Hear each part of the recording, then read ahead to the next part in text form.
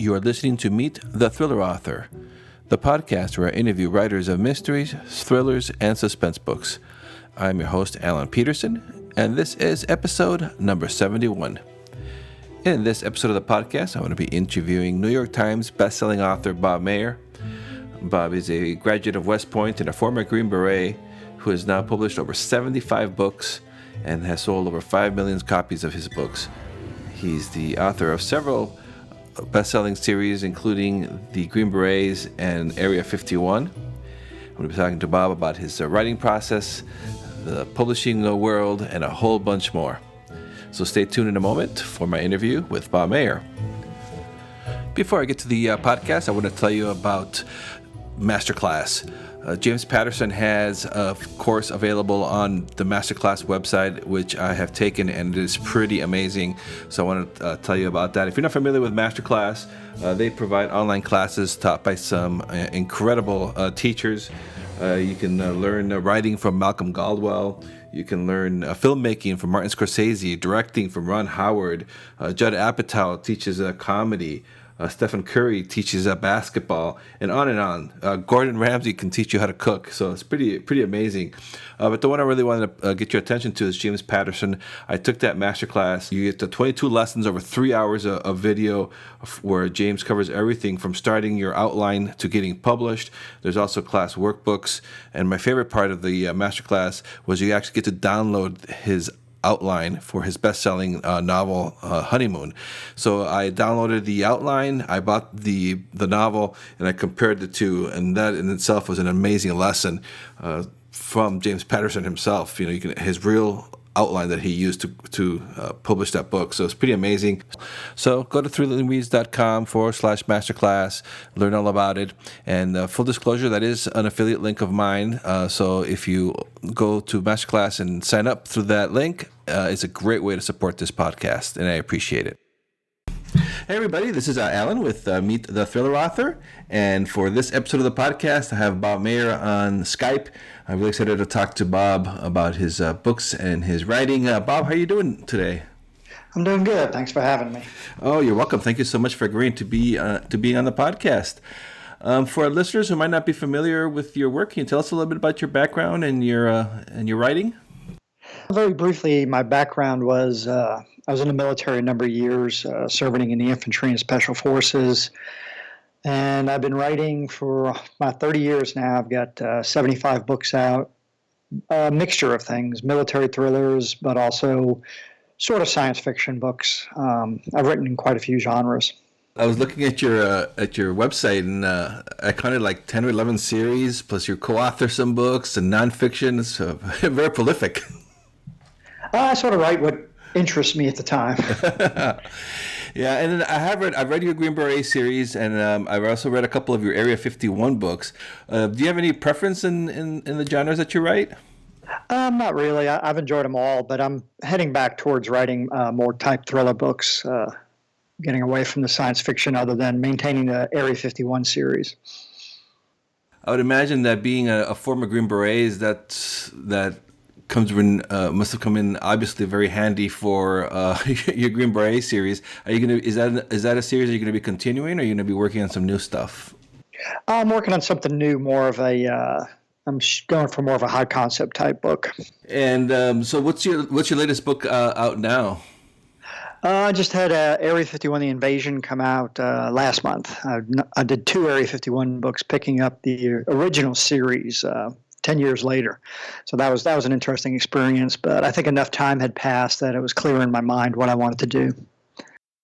Do you focus on one series, or do you write multiple series at one time, or? I can only do one book at a time. I mean, that's enough to keep in my head. Yeah, and what's your process then? Do you do you outline these thoroughly, or do you just jump in and start writing them? My process has changed over the years. I used to be an outliner and focusing on plot, but I've sort of moved on to something I'm very focused on now is process. And actually, I'm sort of doing more stream of consciousness now. I think I've written enough that I know when I'm going wrong. And I also trust my subconscious that it's doing interesting things for me that I can pull together. And so you mentioned before that you write kind of like what interests you. So before you started writing, were you a fan of sci-fi and thrillers? Oh yeah, I read everything. I mean, I had no formal writing training. I just, I think when I wrote my first thrillers, I just regurgitated all the thrillers I'd read. I mean, I knew there, subconsciously, I knew there was a template, and so I just focused on that. Started to write when you were in the military in Korea? Is that you just one day just said, I think I'm going to write a book? Yeah, actually, literally, I had some time on my hand and had the old 512K Mac, and that was brand new, and just sat down and started writing. I didn't think about getting published. I just wrote a book. And so you said this was 30 years ago, huh? Yeah, I started in 1988. Yeah. So back then, I mean, the only way to go was to go the traditional route to get an agent and all that. How was that process for you? And what are the changes that you've seen in the last 30 years? That took 3 years to get an agent and get published. I was living in Korea at the time, so that was even harder. I finally got back to the States, collected a whole bunch of rejections, and then I finally signed with my first agent. Actually, I think things have gone full circle. I actually just met my current agent in New York, Thriller Fest, and I talked with her. I've self-published my last, I don't know, 5, 6 books. I've also published with Amazon's thriller imprint, science fiction imprint, 47 North. And now I was talking with her what I want to do with the book I'm currently working on. Yeah, that is interesting. That is something that it's interesting you mentioned that full circle because I've seen that too in the last few years now. More people are starting to like look for agents. Yeah, it's kind of interesting that you mentioned that because that's a trend that I've been noticing as well. Well, the indie golden age is over. I mean, there's so much stuff being put up there now that to stand out from anybody else is almost impossible. So at least having an agent and then hopefully getting a publisher gives you a slight leg up. Not that it's really any easier to succeed on that path than any other. So, who were some of your favorite authors when you were? You say you inspired. You love the genres. Who were some of the authors that inspired you?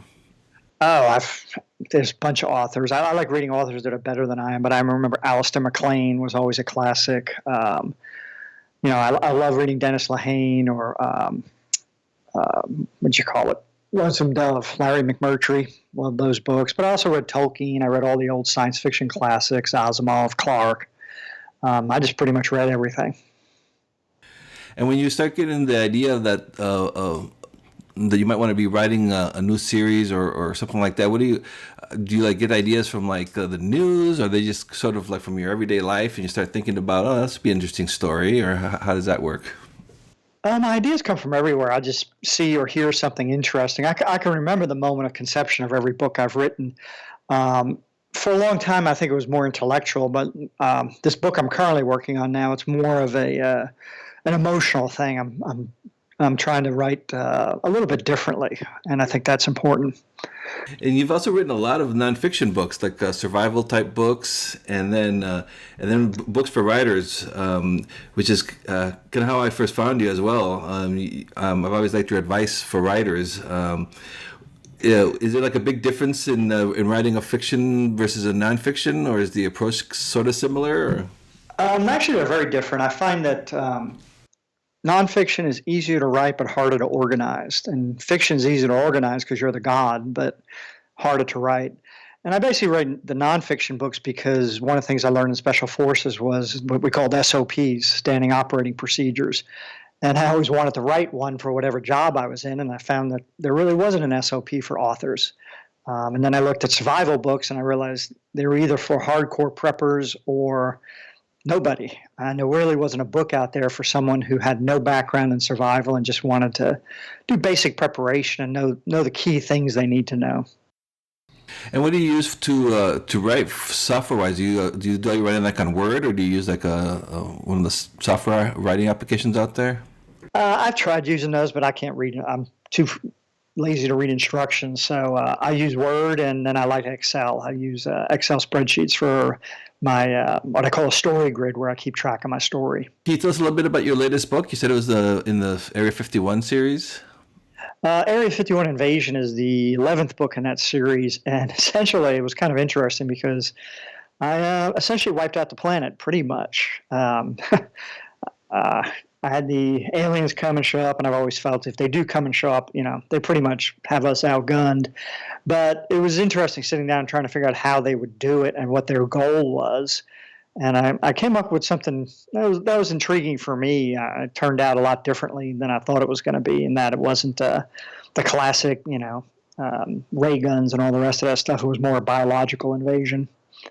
So now in this book, they're dealing with the aftermath of rebuilding and being wiped out as a human. Oh no, the book I'm writing right now is totally different. Actually, I'm pitching it to my agent as First Blood meets Breaking Bad. Oh, cool! That's a great pitch. Yeah, it's set in New York City in 1977, and my character's ex-Special Forces, and he's working for a lawyer, and things just start adding up for him, and it pretty much culminates the night of the blackout. There was a famous blackout in New York City in the summer of '77, and I've got a whole lot of history going on in the background. Son of Sam was there. I remember he shot a girl I went to school with, actually. So I'm trying to capture that essence of when New York City really was going down the toilet, and the craziness of it all. And now, when you're pitching that, do you already have the manuscript completed, or do you pitch it first and then write it later? I'm just kind of curious how that works. Well, I just pitched that to my agent, and she's agreed to read it. It'll be done probably. I'm 3/4 of the way through the first draft, but then there's going to be a lot of rewriting.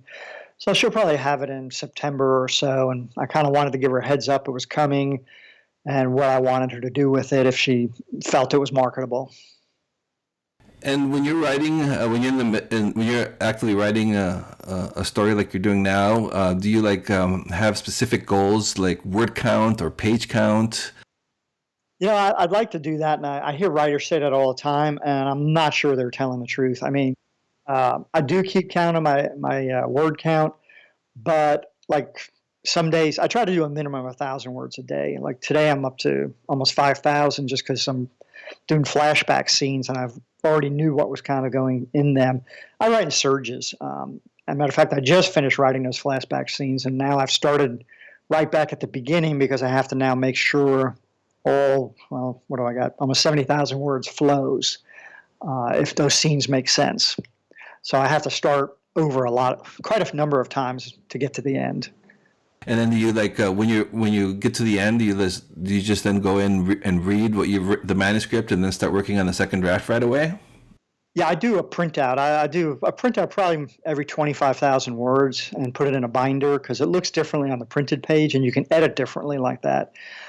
So I'll probably do another 5,000 words or so and do a printout, spend a couple days going through that, key in the changes, and then reboot and get started again. And do you still find time to read, or are you too busy with all the series that you have? And I do a lot of reading. It's weird though. I do a lot more nonfiction reading these days. I'm currently reading a biography of William Tecumseh Sherman, just because I've always found him kind of interesting. Oh yeah, so that's the general, right? The Civil War. Yeah. Mm-hmm. When you start to write these books now, do you always envision it as a series? Because I see you also have standalones, or do you start writing and then decide it's going to be a series, or? Now I plan ahead a bit more. Early in my career, I didn't plan ahead. Like Area 51 was just a standalone, and then turned into now an 11-book series. This book is going to be, since I say it's First Blood meets Breaking Bad, at the end, my guy has assembled his team of people that he's going to be working with in future books. I have a title for it, but I have no clue what the plot's going to be. When do you envision that one coming out then? That would be in 2019 probably? Or? That'll all depend on what happens with this first book. If we sell it where I want to, this one will probably come out in 2019, that one the year after, or probably sooner. Publishers are definitely looking to put books out faster than they used to in the old days.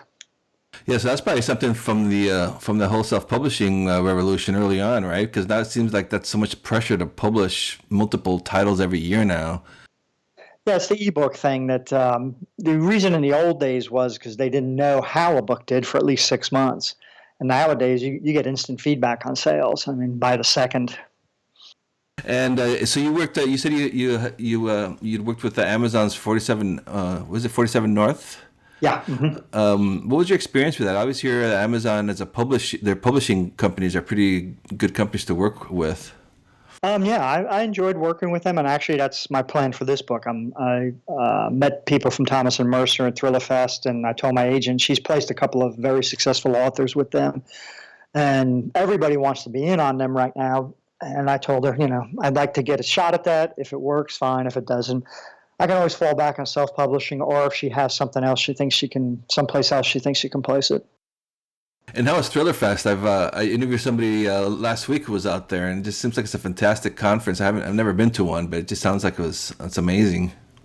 It's important. One of the mistakes I made early in my career was not networking enough. A lot of times you spend a lot of money and time, and you go to these things, and you go home and you don't feel like anything happened. But actually, things do happen. I mean, it takes years for some of these connections to bear fruit, but you've got to make the personal connections. And so you mentioned before that the golden age of indie publishing is over. What changes have you seen in the last few years? Because I know you were in the forefront of the indie revolution. Like I said, the market is saturated. I know a lot of people who did very well for a couple of years, and then the market gets saturated. Their sales crashed. Pretty much any indie author who's going to be honest will tell you their sales are down significantly. Nobody's blogging about it or talking about it, but that's just reality. But it's like traditional publishing. It's brutal to succeed as a new author. Publishers are throwing 100 books against the wall, hoping one sticks. I still think it's the best time ever to be a writer because you do control all aspects yourself if you want to, if you're willing to do the work. So you really can't blame agents or publishers anymore. Yeah, and then do you still see that even if you have an agent and you have a publisher behind you? I mean, you're still expected to do a lot of the marketing work yourself as well. You have to. Is what I've been told. Yeah. Mm-hmm. There's very few authors who succeed in traditional publishing long term. It's just a brutal business. It's a numbers-driven business, and the market is actually growing smaller, despite what New York is trying to say. The print market, it is growing smaller. Ebooks are gaining more and more in the market simply because they're not counting most indie authors. But it's difficult. A person has to be a business person besides just being an author. Yeah, and also seeing the trends. I think that's what's amazing because you've been doing this for a long time, and you keep going forward. So is that something that you kind of keep your eye on trends and where the winds are blowing in the industry? I keep my eye on it. I think you have to. I mean, I spend a significant amount of time, a couple of hours each day, marketing and also seeing what's going on in publishing. I don't think you can try for gimmicks or even try to ride the trends because by the time you try riding it, the trend's already petering out. But I do think authors have to understand what's going on in publishing. Amazon's starting to make some interesting changes, and we really don't know what's down the pike, but there's going to be changes coming. There's always changes. Yeah, there's been some interesting news recently with Amazon even booting some big name authors from other genres, but still, yeah, it looks like they're really starting to pay attention to what people are doing, and some people are doing some shady stuff. So it's been kind of interesting a couple months in the indie publishing world. Yeah, I don't worry so much about the scam artists. Right, I mean, there's always people who are going to try to game the system, and they've done it with Kindle Unlimited.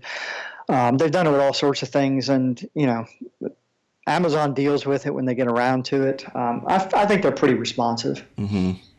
Yeah, that's kind of what I agree too. Is like, why worry about that stuff? Just worry about your work and what you're doing, and don't worry about all the scammers and all that crap. Yeah, it's the same thing with book pirates. I mean, I don't like it, but it's playing whack-a-mole trying to deal with that. Just ignore it. Anybody who is not willing to pay for a book, I don't consider them much of a reader anyway. Yeah, it's never going to go away. I mean, this has been going on since before ebooks. So. Yeah. So for like aspiring writers, I know we've touched a little bit about it, but what kind of advice would you have for somebody who's trying to get their work out there? The best advice, I keep going back to it year after year, is the best thing to do is write a good book. The second best thing to do is write another good book. I mean, everything else there's important stuff, but ultimately it does come down to the book. It comes down to reader word of mouth. For a book to succeed, and that happens when they like the book. I think that's so awesome because that's so true. I think we get so wrapped up in things and forget the basics of you need a good book and you need more than one. Yeah, you always got to stay ahead. I mean, I stayed alive in traditional publishing for 42 books because I didn't write just to my contracts. I wrote a book beyond my contracts constantly. So if my contract didn't get renewed, I already had another book that my agent was placing somewhere else. All right, Bob. Well, thank you so much for taking time to talk to us and share about your work and your process. I really appreciate it. Oh, thanks for having me. I appreciate it. You can learn more about Bob Mayer and his books at his website over at bobmayer.com. Thank you for listening to this episode of Meet the Thriller Author. I'd like to ask you to please review and rate this podcast over on iTunes. It really helps me get the word out. If you take a few seconds of your time to do that, it would be much appreciated. You can also visit my website at thrillingreads.com/podcast for show notes on this episode, as well as information about the podcast in general. And you can also sign up for my mailing list there. You'll be getting special offers from our guests, as well as information, behind the scenes information on the podcast. And please do visit my author website at alanpeterson.com. I appreciate your support. And so until next episode, I will talk to you then.